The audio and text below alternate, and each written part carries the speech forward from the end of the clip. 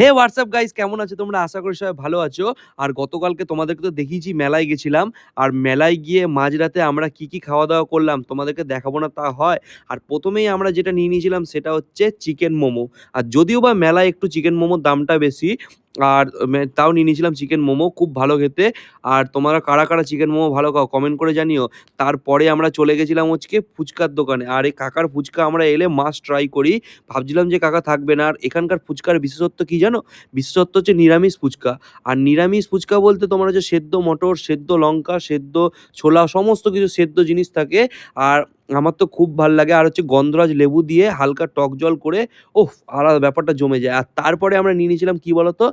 তারপরে আমরা নিয়ে নিয়েছিলাম হচ্ছে ৳৫ র অরুণের কয়েন আইসক্রিম। আর এগুলো তোমরা কারা ভালো খাও কমেন্ট করে জানিও। আর এই আইসক্রিমটা তো খুব ভালো লেগেছিল।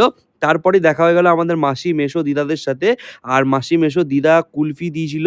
কুলফি, রাবড়ি কুলফি খাইয়েছিল। এত সুন্দর রাবড়ি কুলফিটা ছিল যে কি বলবো। যদিও বা ওটা তোমাদেরকে ভিডিও ক্লিপ করে দেখাতে পারিনি। আর মাসিদের সাথে এতদিন পর দেখা হলো, দেখছো মাসিরা হাই করে দিচ্ছে। আর ভিডিওটা ভালো লাগলে অবশ্যই লাইক করতে ভুলো না।